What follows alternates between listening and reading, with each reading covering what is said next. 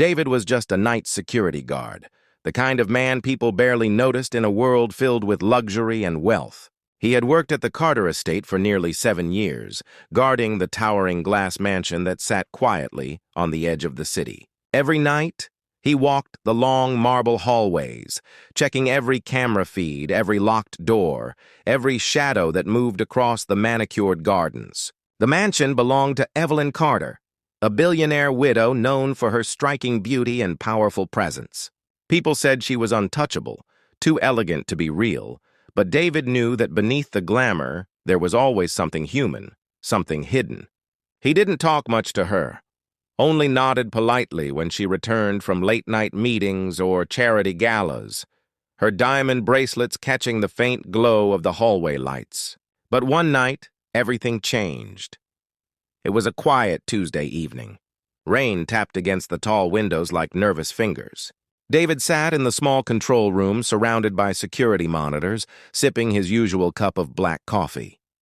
The estate was silent except for the low hum of the surveillance system. Around midnight, one of the motion detectors on the west wing blinked red. That wing was off limits after 10 p.m., Evelyn's private study. He leaned closer to the monitor. The camera feed showed a dim light glowing through the frosted glass door of the study. Evelyn was supposed to be in her bedroom upstairs, but the camera showed her silhouette. She wasn't alone. There was a man with her. David froze, unsure if it was his place to interfere. He turned the volume up slightly, and though the microphones didn't pick up clear sound, he could sense tension in their body language. Evelyn's movements were sharp, the man's gestures desperate, pleading almost. Then suddenly, Evelyn turned off the lights. The screen went black. David's heart pounded. He tried to dismiss it. It wasn't his business. He was just doing his job, and privacy was part of the mansion's policy. But curiosity burned in him stronger than duty. He switched to another hallway camera that overlooked the study's side corridor. The faint light flickered again. This time, Evelyn opened the door, and the man left in a hurry, pulling up his jacket collar to hide his face. David leaned closer. He knew that man. It was Charles, Evelyn's financial advisor, a man rumored to handle all her private transactions, including off-the-record deals. What was he doing here so late, and why did he look terrified?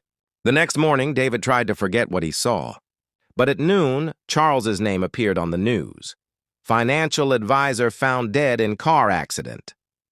The article said his car had skidded off a bridge late last night, the same time David saw him leaving the mansion. His chest tightened. Coincidence? Maybe, but something didn't sit right. Later that day, as David made his rounds, he noticed Evelyn in the garden, wearing a white silk dress, sipping tea as if nothing had happened. She smiled faintly at him, but her eyes looked distant, almost hollow. That night, David couldn't sleep. His mind replayed the moment Charles left the study, his pale face in the camera's glow. He remembered the slight trembling in Evelyn's hands when she adjusted her shawl that morning. Something was wrong, terribly wrong. He checked the system logs. The camera footage from the West Wing between midnight and 1 a.m. had been deleted. Someone had accessed the system. Only 2 people had clearance, David himself and Evelyn Carter. He felt a chill crawl up his spine. Why would she erase that footage? Unless she had something to hide. The next evening, he decided to test something. He restored a backup copy from the secondary server, a file no one but him knew existed. It took time to decrypt, but when it finally opened, his hands began to shake. The partial video showed Charles pacing in the room, arguing with Evelyn. He couldn't hear them clearly, but one sentence was audible. Charles shouted, "You can't just erase it all! People will find out!" Evelyn stood still for a moment, then whispered something and reached for her phone. The video cut off there. David sat frozen. Erase what? What were they hiding? His gut told him this wasn't about money. It was something much darker. He thought of calling the police, but what would he say? He had no full evidence, and accusing a woman as powerful as Evelyn Carter could destroy his life. For 2 nights he tried to ignore it. But then strange things began happening around the mansion. The gardener who had worked there for years suddenly quit without warning. The housekeeper said she heard footsteps in the hallways long after everyone went to bed. And Evelyn, she had started acting differently, more isolated. Her late-night meetings increased, her calls became secretive, and once, David overheard her whispering on the phone, "No one can ever find out what happened that night." On the third night after Charles's death, David was checking the outdoor cameras when he noticed a new car parked near the side gate, unregistered, black-tinted windows. A man in a trench coat stepped out, holding a briefcase. He entered through the side door that led to Evelyn's study. This wasn't just business. David knew something illegal was going on. His conscience wrestled with fear. Should he confront her? Should he quit? Or should he dig deeper? The truth pulled him closer every night, and he couldn't stop himself. But as he watched that stranger disappear into the mansion, David had no idea. The real danger wasn't what he saw on the cameras. It was what Evelyn already knew about him. That night, the rain returned, heavier, angrier, as if the sky itself wanted to warn him. David sat alone in the control room, the flickering light of the monitors washing over his tired face. His gut screamed that something was off. Every time he checked the camera feed near the study, the system glitched for a second. It had never done that before. He tapped the keyboard again, static, then clear, then static again. He frowned and leaned forward. Through the interference, he caught a brief image. Evelyn and the man in the trench coat standing close, whispering.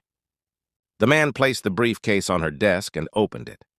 David froze. Inside, stacks of cash. Evelyn glanced toward the door like she was afraid of being seen. Then the screen went dark again. "System error," the monitor displayed. David's pulse quickened. Someone was tampering with the feed, but from inside the system. He checked the access logs. A new device had been connected remotely to the mansion's network 2 hours earlier. The IP was private, but David recognized the signature.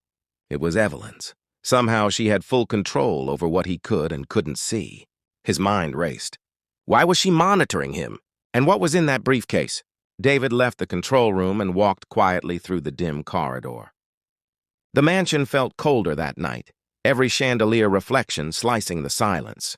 He passed the portraits that lined the walls, Evelyn's ancestors, painted in the same proud poses, all staring down like silent judges. As he neared the study door, he noticed faint voices. He stepped closer, careful not to make a sound. The door was slightly open. Evelyn was pacing inside, speaking on the phone. "I told you I handled it," she said sharply. "No one suspects anything. The footage is gone." A pause. "Yes, the guard? He's loyal. He won't talk." David's breath caught. She was talking about him. His heart thudded in his ears. "But if he ever finds out," she continued, her tone lower now, "we'll deal with him too." The last words made David's blood run cold. He stepped back slowly, almost losing his balance. Deal with him? What did that mean? Was she planning to silence him like Charles? He slipped away quietly, returning to the control room. His hands trembled as he locked the door behind him. He needed proof, something solid. If Evelyn was capable of covering up one man's death, she could do it again. He decided to record everything from the security feed, every backup he had. But before he could start, he heard a soft chime. An incoming message on his personal phone. The number was unknown. The message read, "You should stop watching what doesn't concern you." David stared at the screen, frozen. Another message followed. "We know you kept a copy." His throat went dry. How did they know? Only he had access to that hidden backup drive. It wasn't connected to the main system, unless someone had been inside the control room. He turned around slowly, scanning the room. Everything looked the same, except for one thing. The drawer that held his backup drive was slightly open. He never left it that way. David's heart sank. Someone had been there, and that someone wanted him scared. Well, it worked. For the first time, he felt trapped inside the house he was supposed to protect. The next morning, Evelyn greeted him with a warm smile as if nothing was wrong. She wore a long emerald green dress, her perfume faint but sharp. "Rough night?" she asked, sipping her coffee. David forced a small nod. "Just the storm, ma'am." Her eyes lingered on him a second too long. "Good," she said softly. "Keep an eye on the west gate tonight. I'll have guests." Then she walked away, heels clicking across the marble floor, leaving David with a knot in his chest. That evening, he made a choice. He was going to confront her, not directly but cleverly. He placed a small audio recorder under the edge of her desk while pretending to fix a loose wire near the power outlet. His plan was simple: record her conversation with whoever was coming that night. He'd listen later, find out the truth, and if things got dangerous, he'd go to the police. At 11:45 p.m., the side gate opened. 2 black SUVs entered. David watched through the monitor as several men in suits stepped out. Evelyn greeted them in the foyer, smiling but tense. They entered the study and closed the door. David couldn't hear anything, but he could see enough. One man placed a thick envelope on the desk. Another handed her a phone. She made a call, pacing back and forth. Then she stopped suddenly, her eyes glancing up toward the ceiling, directly where the hidden camera was placed. David froze. She knew. The screen turned black again. A message flashed. "Access denied." He rushed to the study hallway, panic rising in his chest. He peeked through the corner. The door was slightly open, and he could hear raised voices. "You promised us the documents," one man said angrily. "If they leak, we're all done." Evelyn's voice trembled but stayed controlled. "You'll get them tomorrow. I just need more time." "You've had enough time," another voice growled. "If the press gets even a piece of this, you're finished." David's instincts screamed at him to leave, but he stayed, recording on his phone.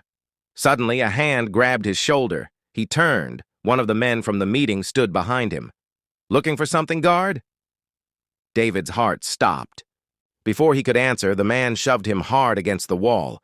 The phone flew from his hand. The door opened, and Evelyn appeared, her face pale as snow. "Stop!" she shouted. The man stepped back reluctantly. Evelyn picked up the phone and stared at the recording screen still running. Her expression hardened. "David," she said quietly, "why were you spying on me?" He tried to speak, but his voice faltered. "Ma'am, I thought you were in danger." She smiled faintly, but there was no warmth in it. "Danger?"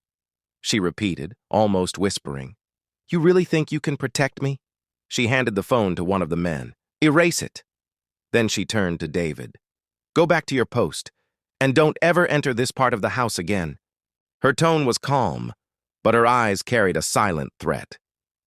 David returned to the control room, shaken. He knew she was lying. He knew those men weren't just business partners. But what could he do now? His proof was gone, his phone erased, and his job, maybe even his life, was hanging by a thread. He thought of quitting, packing his things, and disappearing. But part of him needed to know what Evelyn was hiding so badly she was willing to risk everything. That night, he made one final decision. If she had found his backup, then she must have gone through his drawers. But she wouldn't have known about the cloud sync he had set up months ago.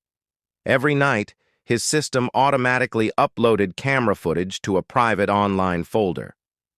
He checked the server. It was still there, unseen, untouched. Relief flooded him for a second, until the realization hit. If Evelyn had access to his local drive, she might soon find this too. He had to act fast. He downloaded the footage to a flash drive and slipped it into his boot. The next morning, he planned to leave early and take it to the police anonymously. But fate, as it often does, had other plans. At dawn, as he prepared to leave, his phone buzzed again. Unknown number. He hesitated, then answered. A familiar voice spoke, calm but cold. Evelyn's. "David, I think we need to talk before you go anywhere." His blood turned to ice. "I wasn't going anywhere, ma'am." She chuckled softly. "You were, but not yet. Come to the study. Now." He considered running, but he knew that would make things worse. So he went. The study door was open. Evelyn sat behind her desk, sunlight cutting across her face. On the desk sat his flash drive. "Looking for this?" she asked. David's stomach dropped. She must have checked his locker. She held the drive between her fingers like a weapon.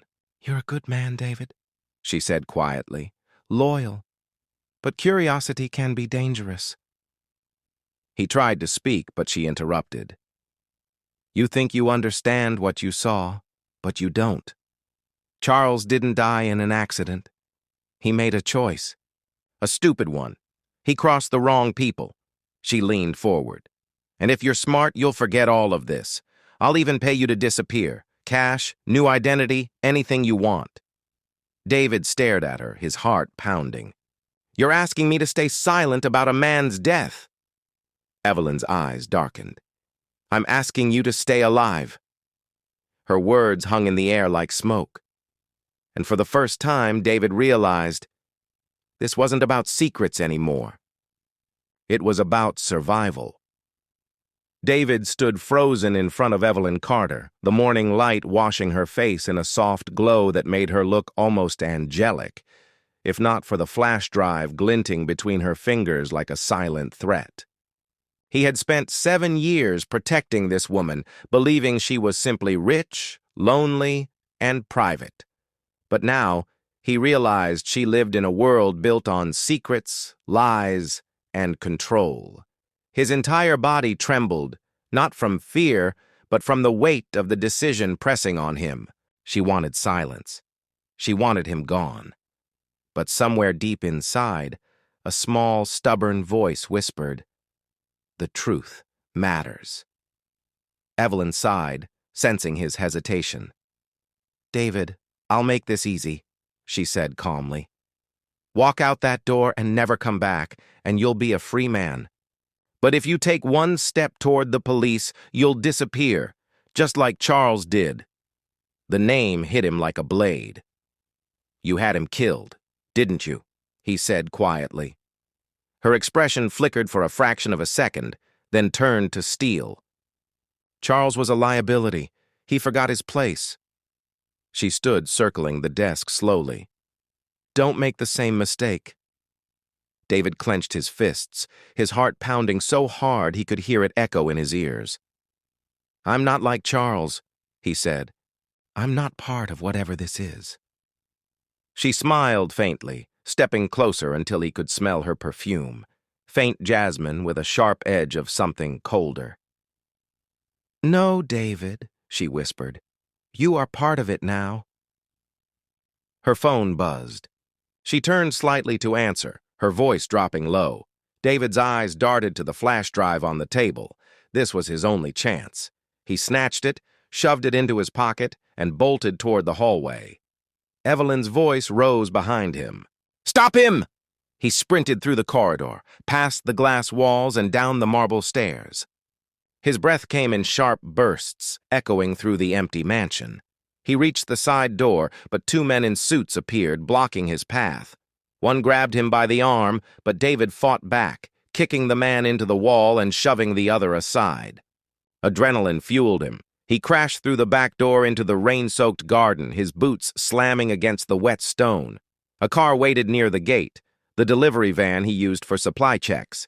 He jumped in, started the engine, and sped off into the storm. Behind him, Evelyn stood under the archway, watching him vanish through the sheets of rain, her expression unreadable. David drove for nearly an hour without stopping until the city lights faded behind him. His hands shook on the wheel. He needed to find a safe place, somewhere to think, to breathe. He pulled into a small roadside diner, the kind of place no one asked questions. He sat in the corner, ordered black coffee, and took out the flash drive. His heart pounded as he plugged it into his laptop. The files loaded slowly, video clips, documents, scanned contracts. What he saw made his stomach twist. Evelyn wasn't just laundering money.